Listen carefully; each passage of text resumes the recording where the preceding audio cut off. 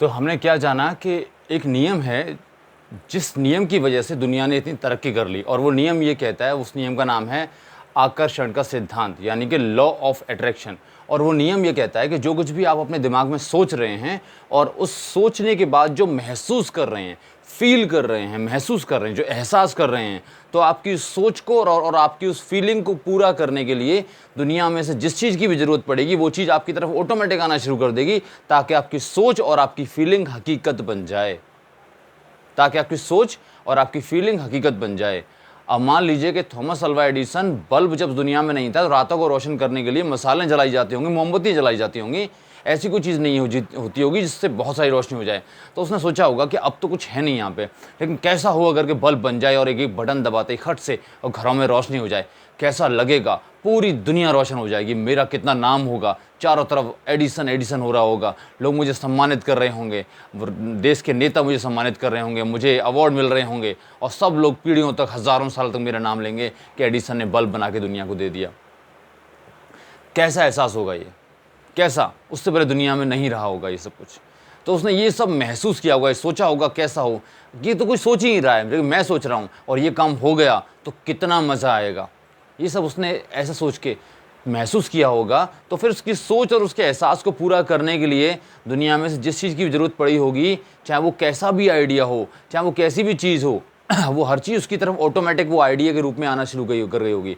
Idea के रूप में आना शुरू करती है चीज़ें इसके जरिए, ठीक है, सोच के जरिए, एक आइडिया के तौर पे सोच के जरिए आपके पास आना शुरू करेंगी। ऐसा नहीं कि एक जादू की तस्वीर में और आपका जो सामान बनाने के लिए ज़रूरी है वो एक तार आना शुरू कर गया होगा कि वो तार रख के एक तस्वीर में आ रहा होगा, देखो ये बल्ब में ये ना तार लगेगा, ये लाल देना। ऐसा नहीं, वो क्या क्या लगेगा, कैसे लगेगा, उसका रंग रूप क्या होगा, वो कितना लंबा होगा, उसमें क्या क्या होगा, किसमें क्या करना, ये सारी बातें आइडिया के तौर पे दिमाग में ऑटोमेटिक आना शुरू कर गई होंगी, ताकि उनको वो जोड़ के, उनको बना के और बल्ब को बना सके। तो उसने बल्ब बना लिया।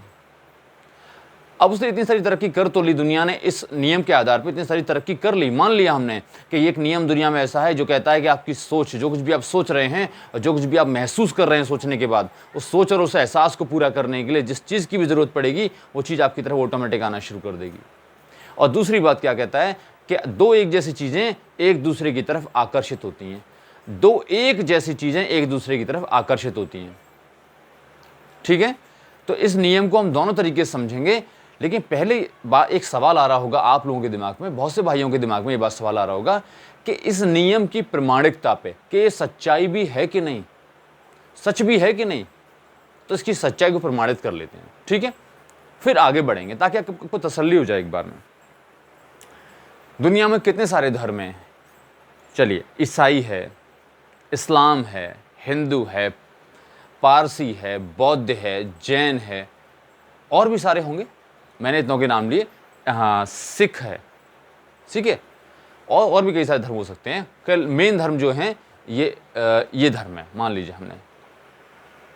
तो एक बात बताइए, मैंने इस्लाम स्टडी किया थोड़ा सा, तो मैं इस्लाम के बारे में जानता हूँ। तो इस्लाम में ये कहता है ईश्वर कि मैंने अब दुनिया में जो धर्म है वो मैंने पूरा कर दिया, इससे बेहतर कोई धर्म नहीं, ये आखिरी है और यही अपडेट है, और इससे अब आगे कुछ नहीं हो सकता, जो ये है वही परफेक्ट है, इसके अलावा जो कुछ भी है वो परफेक्ट नहीं है, वो बेकार है। जो इसके तरीके से चलेगा वो कामयाब हो गया, जो इसके तरीके से चलेगा वो कामयाब हो गया, ये कहता है, ठीक है। अब ये भी जानना जरूरी है कि ये धर्म कहता क्या है। ये धर्म कहता है कि पूरी दुनिया इस बात पे आ जाए, पूरी दुनिया के लोग इस बात पे आ जाएं कि ला इलाहा इल्लल्लाह, क्या, ला इलाहा इल्लल्लाह, ये एक श्लोक है, एक कलमा है, एक ये स्लोगन है, एक संदेश है ईश्वर का इस धर्म में पूरी दुनिया के लिए, कि पूरी दुनिया के लोगों ये मान लो कि ला इलाहा इल्लल्लाह। इसका मतलब है तुम ये मान लो कि जो दुनिया में ईश्वर है वो एक ही है, और तुम सबकी इच्छाओं को पूरा करने वाला ईश्वर ही है, एक है। तो जो कुछ भी मांगना है तुम ईश्वर से मांगो, कहीं कुछ मत मांगो, उसी से सब कुछ मिलता है, उसी के करने से होता है। जो कुछ भी मांगो ईश्वर से मांगो, ध्यान सुनिएगा, ये बात बाद में क्लियर जाके होगी। जो कुछ भी मांगो भगवान से मांगो, ईश्वर से मांगो। भगवान, ईश्वर, खुदा, अल्लाह, सब नाम अलग अलग है लेकिन चीज़ें एक ही हैं, अलग अलग भाषा के हिसाब से कुछ भी कह लीजिए। तो जो कुछ भी मांगो भगवान से मांगो, ईश्वर से मांगो, अल्लाह से मांगो, कहीं से कुछ मत मांगो, क्योंकि वहीं से मिलेगा। ये संदेश इसमें पहुँचा रहा है। इस्लाम केवल इतनी बात करता है, पूरा जोर इस्लाम का इस बात पर है। तो एक बात बताइए, तो जब खुद कह रहा है कि एक ये धर्म परफेक्ट है, इसके अलावा सब बेकार है, इस्लाम में ये कह रहा है, तो सब बेकार हुए, मान लिया। तो एक बात बताइए कि जब एक प्रश्न पत्र दिया जाता है बच्चे को हल करने के लिए, तो एक प्रश्न है, उस प्रश्न के उत्तर उसको मान लीजिए कि कई प्रश्न के उसके उत्तर एक होगा या चार होंगे, चार तो नहीं हो सकते। सवाल का जवाब तो एक ही सही होगा ना। क्या वो उसमें अगर चार उत्तरों को लिख दे एक सवाल के जवाब में, तो चारों सही कर दिए जाएंगे? नहीं सही किए जाएंगे, एक सही किया जाएगा, बाकी सब काट दिए जाएंगे सही होगा तो फिर एक बात बताइए कि अगर ईश्वर के हिसाब से इस्लाम ही परफेक्ट है और इस्लाम का तरीका ही परफेक्ट है, जो कि कहता है कि ईश्वर एक है, जो कुछ मांगो ईश्वर से मांगो, कहीं से कुछ मत मांगो, कुछ भी नहीं, सिर्फ ईश्वर से मांगो, ठीक है, तो फिर बाकी धर्म तो इस नियम पे नहीं चलते, वो तो एक ईश्वर के नाम पे नहीं चलते। उदाहरण के लिए हिंदू धर्म में एक ईश्वर नहीं है, उनके कई सारे देवी देवता हैं, अब उनके तो हर काम के लिए अलग अलग देवी देवता हैं, तो हर और वहाँ पे जात बरादरी के हिसाब से भी देवी देवता हैं जो हमारे हिंदू धर्म में, तो वो तो बहुत सारे देवी देवताओं को पूजते हैं, उनके तो बहुत सारे ईश्वर हैं, बहुत सारे ईश्वर हैं। तो फिर अगर वो सही तरीके पे नहीं है तो उनके तो काम नहीं होने चाहिए, उनके तो काम बिगड़ जाने चाहिए सारे। ये मेरा भी सवाल है, मैं भी सवाल कर रहा हूं, मैं कोई ज्यादा ज्ञाता नहीं हूं, मैं भी सवाल कर रहा हूं कि अगर इस्लाम भी बिल्कुल सही है तो फिर उसके तो सारे काम बिगड़ जाने चाहिए जो हिंदू धर्म के लोग हैं, क्योंकि वो तो बहुत सारे ईश्वरों को मानते हैं, वो तो इस नियम पे कायम नहीं है कि ला इलाहा इल्लल्लाह का ईश्वर एक है, जो कुछ मांगो ईश्वर से मांगो, कहीं से कुछ मत मांगो। उन्होंने तो कई सारी मूर्तियां बना रखी हैं, जगह जगह मंदिर अलग अलग बना रखे हैं, कई सारी माताएं हैं, वो तो कुछ भी पूजने लग जाते हैं, तो वो तो अपनी आस्था के हिसाब से कुछ भी पूजते हैं, तो उनके तो सारे काम बिगड़ जाने चाहिए फिर सारे। तो बिगड़ते क्यों नहीं है? वो कौम इतनी तरक्की क्यों कर रही है? ये कौम इतनी तरक्की पे क्यों है? मुसलमानों के मुकाबले तो कहीं ज्यादा तरक्की पे है। मैं दुनिया की तरक्की की बात कर रहा हूं, ठीक है, जो दिखाई देता है आंखों से, तो वो इतनी तरक्की पे है, मुसलमान इतनी तरक्की पे नहीं है जो कि इस्लाम से ताल्लुक रखते हैं। ऐसा क्यों है? सिख तो इस्लाम में नहीं है, सिख तो हिंदू धर्म से भी अलग है, तो वो इतनी तरक्की क्यों कर रहे हैं? जैन इतनी तरक्की क्यों कर रहे हैं, जबकि वो देखिए उनका जो धर्म निभाने का तरीका वो ऐसा है कि वो इस्लाम वालों को पसंद नहीं आएगा। तो फिर वो तो ईश्वर के बताए हुए तरीके पे जो इस्लाम में बताया गया नहीं है, वो तो अपने गुरुओं को पूजते हैं। पारसी नहीं है, ईसाई ईसा मसीह को पूजते हैं, वो तो एक ईश्वर की बात नहीं करते, वो तो ला इलाहा इल्लल्लाह को नहीं मानते।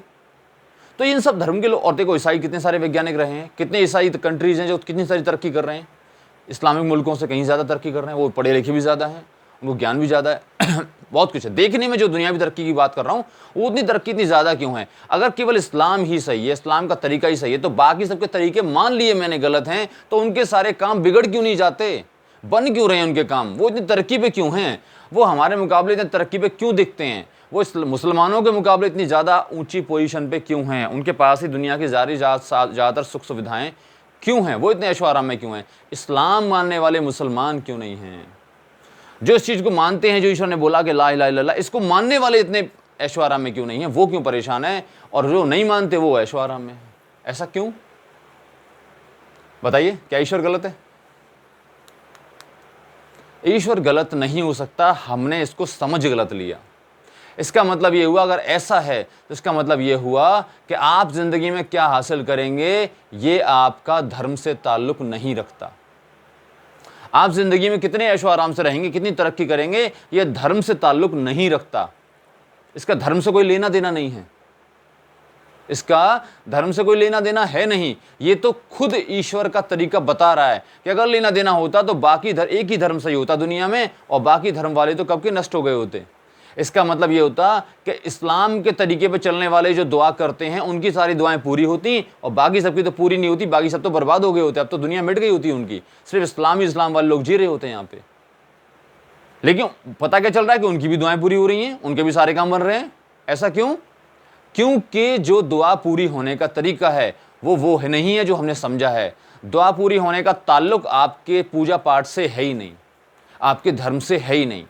मालूम ये पड़ा कि आप जो चाहते हैं उसके पूरे हो जाने का ताल्लुक आपके धर्म से, आपकी पूजा पाठ से, आपके तरीके से बिल्कुल नहीं है। तो फिर फर्क कहां से पड़ेगा? बताइए। और होता अगर तो फिर एक धर्म वालों की बात पूरी होती, बाकी सब तो नष्ट हो जाने चाहिए थे, और नष्ट नहीं हुए बल्कि तरक्की कर रहे हैं। इसका मतलब ये हुआ कि आपकी ख्वाहिशें पूरी हो जाएं, इसका ताल्लुक आपके धर्म से नहीं है, कहीं और से है। तो जहां से इसका ताल्लुक है वो यह है कि जो कुछ भी आप सोच रहे हैं इसका ताल्लुक है नियम से। और नियम क्या कहता है? आकर्षण का नियम, कि जो कुछ भी आप सोच रहे हैं, आपकी सोच को पूरा करने के लिए दुनिया में से जिस चीज की भी जरूरत पड़ेगी वो आपकी तरफ ऑटोमेटिक आना शुरू कर देगी। इसका ताल्लुक इससे है। और नियम कभी भी जाति धर्म का बंधन नहीं देखता, मजहब नहीं देखता, ना वो धर्म देखता है, ना वो इस्लाम देखता है, ना हिंदू देखता है, ना पारसी, ना बौद्ध, ना भिक्षु, ना जैन, ना सिख, ना ईसाई, वो कुछ नहीं देखता। वो सब बंधनों से आज़ाद है। नियम हमेशा अपने काम का पालन करता है, वो बिना भेदभाव के। इसीलिए दुनिया के सारे धर्म के लोग तरक्की कर रहे हैं। ऐसा नहीं है कि एक ही धर्म के लोग तरक्की कर रहे हैं बाकी सब बर्बाद हो गए, ऐसा इसलिए नहीं है क्योंकि ये पूरी दुनिया नियम से चल रही है, धर्म से नहीं चल रही। धर्म के आधार पर नहीं चल रही, नियमों के आधार पर चल रही है। और नियम भेदभाव नहीं करते, धर्म भेदभाव कर सकता है। यह है इसकी सच्चाई की प्रमाणिकता, यह है प्रूफ इसका। अब आप इसको समझ गए होंगे, तो इसके आगे की जानकारी अगली वीडियो में देखेंगे।